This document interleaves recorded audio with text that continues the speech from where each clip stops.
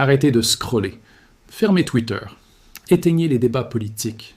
Parce que la question que je vais poser aujourd'hui va vous mettre mal à l'aise. Elle va diviser les commentaires. Elle va provoquer des réactions passionnées. Les retraites ont-elles détruit la France? Je sais. Rien que cette question va faire bondir certains d'entre vous. Comment oses-tu remettre en question notre système de retraite? Mais attendez, écoutez jusqu'au bout. Parce que ce qu'on va analyser aujourd'hui n'est pas une opinion politique. C'est une analyse factuelle, chiffrée, objective d'un des plus grands défis économiques de la France. Salut à tous et bienvenue sur la chaîne. Si vous êtes nouveau ici, on analyse l'économie et la société sans le filtre idéologique. On regarde les chiffres, pas les slogans. Abonnez-vous maintenant, likez cette vidéo et préparez-vous parce que les 10 prochaines minutes vont bousculer vos certitudes. Aujourd'hui, nous sommes en février 2026. Le système de retraite français est au cœur de tous les débats. Réforme après réforme. Manifestation après manifestation. Promesse après promesse. Mais personne ne pose la vraie question. Est-ce que notre système de retraite, tel qu'il est conçu, est en train de détruire l'économie française? Avant d'aller plus loin, soyons absolument clairs. Cette vidéo est purement analytique et éducative. Je ne vous dis pas ce qu'il faut penser. Je ne vous dis pas pour qui voter. Je vous montre simplement les données, les faits, les chiffres. Et ensuite, vous décidez par vous-même. Commençons par comprendre ce qu'est vraiment le système de retraite français. La France a un système de retraite par répartition. Qu'est-ce que cela signifie? Cela signifie que les cotisations des travailleurs d'aujourd'hui perdent les pensions des retraités d'aujourd'hui. C'est un pacte intergénérationnel. Les actifs financent les inactifs. Ce système a été créé en 1945, juste après la Seconde Guerre mondiale. À l'époque, la démographie était favorable. Beaucoup de jeunes, peu de vieux. Un ratio de plusieurs actifs pour un retraité. Le système fonctionnait. Mais aujourd'hui, la situation est radicalement différente. En 1950, il y avait environ 4 actifs pour un retraité. Aujourd'hui, nous sommes à moins de 1,7 actifs pour un retraité. Et d'ici 2050, on sera probablement à 1,3. Vous voyez le problème? De moins en moins de gens pour payer de plus en plus de pensions. Maintenant, regardons les chiffres concrets. Le système de retraite français coûte environ 350 milliards d'euros par an. 350 milliards. C'est environ 14% du PIB français. C'est le taux le plus élevé de toute l'Union européenne. Pour vous donner une perspective, l'Allemagne dépense environ 10% de son PIB en retraite. Le Royaume-Uni environ 6%. La moyenne de l'OCDE est autour de 9%. La France dépense presque 50% de plus que la moyenne des pays développés sur les retraites. 50%. Mais ce n'est pas tout. Le système est en déficit chronique. Depuis des décennies, les cotisations ne couvrent plus les pensions. L'État doit combler le trou chaque année avec l'argent du budget général, l'argent des impôts. En 2023, le déficit du système de retraite était d'environ 14 milliards d'euros. 14 milliards que l'État a dû emprunter ou prendre ailleurs dans le budget. Et ça empire chaque année. Avec le vieillissement de la population, avec l'augmentation de l'espérance de vie, avec les départs massifs des baby-boomers à la retraite, le déficit va continuer à exploser. Les projections du Conseil d'orientation des retraites montrent que sans réforme profonde, le déficit pourrait atteindre 25 à 30 milliards d'euros par an d'ici 2032. Maintenant, posons-nous une question inconfortable. Qu'est-ce que tout cet argent dépensé en retraite représente en opportunités perdues? 350 milliards par an, c'est plus que le budget de l'éducation et de la recherche combinée. C'est presque 2 fois le budget de la défense. C'est 10 fois le budget de la justice. Imaginez si nous pouvions rediriger ne serait-ce qu'une partie de cet argent. Pas tout, juste une partie.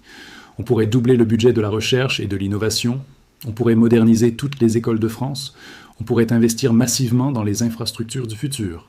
On pourrait réduire les impôts sur les entreprises pour les rendre plus compétitives. Mais au lieu de cela, nous transférons cet argent vers une génération qui, statistiquement, est la plus riche de l'histoire française. Oui, vous avez bien entendu, les retraités français sont, en moyenne, plus riches que les actifs. Ils ont des taux de pauvreté plus faibles que les jeunes. Ils possèdent la majorité de l'immobilier. Ils ont accumulé du patrimoine pendant les 30 glorieuses et les décennies de croissance qui ont suivi. Et pourtant, nous continuons à leur transférer des sommes massives pendant que les jeunes galèrent à trouver un emploi stable, à se loger, à construire leur avenir. Est-ce juste? Est-ce soutenable? Est-ce que cela a un sens économique? Mais il y a un autre aspect, peut-être encore plus préoccupant. L'impact du système de retraite sur la compétitivité française. Les cotisations sociales en France sont parmi les plus élevées d'Europe. sur un salaire brut de 100 euros, entre 40 et 50 euros partent en cotisation sociale. Et une grande partie de ces cotisations va vers les retraites. Qu'est-ce que cela signifie concrètement ? Cela signifie que le coût du travail en France est extrêmement élevé. Pour embaucher quelqu'un, une entreprise française paie beaucoup plus qu'une entreprise allemande, espagnole ou polonaise. Résultat ? Les entreprises françaises sont moins compétitives. Elles ont du mal à rivaliser avec la concurrence internationale. Elles délocalisent, elles investissent moins, elles créent moins d'emplois. Le système de retraite, en alourdissant le coût du travail, contribue directement au chômage structurel français. Il rend l'économie moins dynamique, moins flexible, moins attractive pour les investisseurs. Certains vont dire « mais c'est un choix de société. Nous préférons la solidarité à la compétitivité. » D'accord, mais à quel prix ? Si votre choix de société conduit à un chômage de masse, à une dette publique explosive, à une économie en déclin, est-ce vraiment un bon choix ? N'est-ce pas plutôt un choix qui condamne les générations futures ? Parlons maintenant de l'âge de départ à la retraite. C'est là que le débat devient vraiment passionné. En France, l'âge légal de départ à la retraite est maintenant de 64 ans après la dernière réforme de 2023. 64 ans. Et cela a provoqué des mois de manifestations, de grèves, de blocages. Comparons avec d'autres pays. En Allemagne, l'âge de départ est de 67 ans. Au Royaume-Uni, 66 ans, bientôt 67. Aux Pays-Bas, 67 ans. En Italie, 67 ans. Aux États-Unis, 67 ans. La France est l'un des pays où on part le plus tôt à la retraite et où on vit le plus longtemps après le départ. Un Français moyen passe environ 25 ans à la retraite. 25 ans financés par les cotisations des actifs. Est-ce soutenable quand il n'y a qu'un 1,7 actif pour un retraité ? Et avant que quelqu'un dise « mais nous avons travaillé dur », oui, absolument. Mais les Allemands aussi ont travaillé dur. Les Britanniques aussi. Les Suédois aussi. Et eux partent plus tard et reçoivent moins. La dure réalité est que nous vivons au-dessus de nos moyens démographiques. Nous promettons des pensions généreuses que nous ne pouvons pas financer sans endetter massivement les générations futures. Parlons justement de la dette. Parce que c'est là que le système de retraite rejoint la question de la survie économique de la France. La France a une dette publique de plus de 3 000 milliards d'euros, 110% du PIB, l'une des plus élevées d'Europe. Une partie significative de cette dette vient du financement du déficit du système de retraite. Chaque année, quand les cotisations ne suffisent pas, l'État emprunte. Et la dette s'accumule. Cette dette, ce sont nos enfants qui vont la rembourser, nos petits-enfants, pendant des décennies, avec des taux d'intérêt qui augmentent, avec une croissance qui ralentit. Nous sommes en train de vivre confortablement d'aujourd'hui, en hypothéquant l'avenir de nos descendants. Est-ce moral ? Est-ce responsable ? Certains vont dire « mais sans retraite généreuse, les personnes âgées seraient dans la misère ». C'est un argument émotionnel fort, mais regardons les faits. Premièrement, personne ne propose d'abolir les retraites. La question est de savoir quel niveau de retraite est soutenable. Deuxièmement, comme je l'ai dit, les retraités français sont en moyenne plus riches que les actifs. Le taux de pauvreté chez les plus de 65 ans est plus bas que chez les moins de 30 ans. Troisièmement, d'autres pays ont des systèmes moins généreux et les personnes âgées n'y sont pas dans la misère. Regardez la Suède, le Danemark, les Pays-Bas. Ils ont des systèmes plus soutenables et des niveaux de vie élevés pour tous. Le vrai problème en France, c'est qu'on refuse de faire des choix difficiles. On veut partir tôt, toucher beaucoup, vivre longtemps et ne pas payer le prix réel de tout cela. On veut que quelqu'un d'autre paie. Les riches, les entreprises, les générations futures, n'importe qui sauf nous. Mais la réalité finit toujours par rattraper les illusions. Maintenant, parlons des solutions. Parce qu'il ne suffit pas de diagnostiquer le problème, il faut aussi parler de ce qu'on pourrait faire. Solution numéro 1, augmenter l'âge de départ à la retraite à 67 ans, comme la plupart des pays européens. C'est mathématique. Si les gens travaillent plus longtemps, ils cotisent plus et touchent moins longtemps. Solution numéro 2. Introduire une dose de capitalisation. Pas remplacer totalement le système par répartition, mais permettre aux gens de compléter leur retraite avec de l'épargne investie. C'est ce que font les Suédois, les Danois, les Néerlandais. Solution numéro 3. Réduire progressivement les pensions les plus élevées. Pourquoi quelqu'un qui a déjà accumulé un patrimoine significatif devrait-il recevoir une pension à taux plein payée par les jeunes qui galèrent ? Solution numéro 4.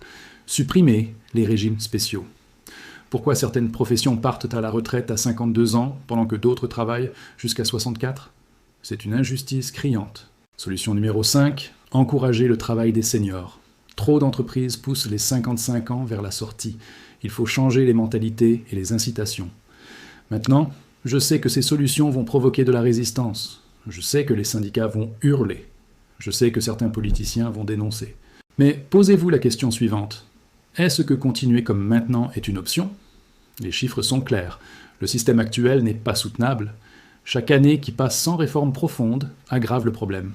Chaque année, on creuse un peu plus le trou. Chaque année, on alourdit un peu plus le fardeau des générations futures.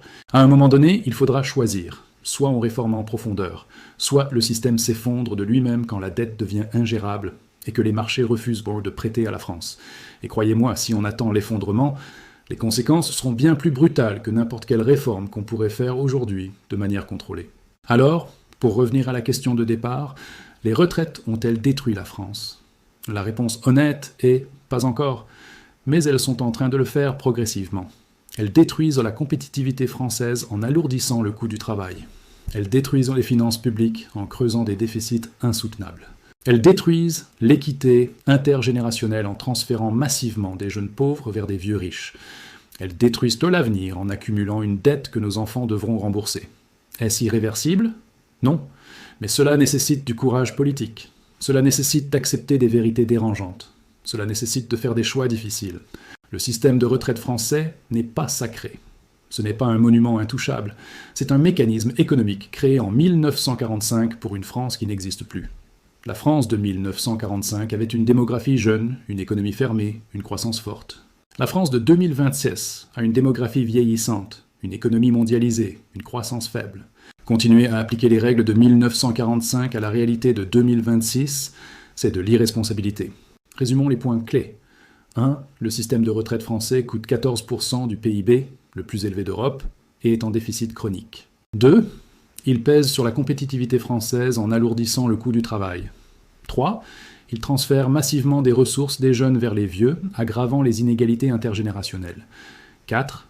Il contribue à l'explosion de la dette publique française. 5. Sans réforme profonde, le système risque de s'effondrer avec des conséquences catastrophiques.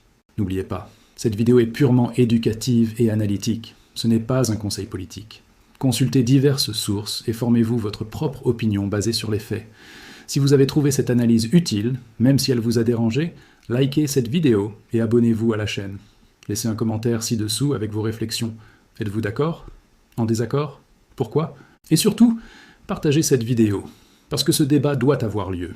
Il ne peut plus être tabou. L'avenir de la France en dépend. Merci d'avoir regardé jusqu'au bout. Je sais que ce n'était pas confortable, mais parfois, la vérité ne l'est pas.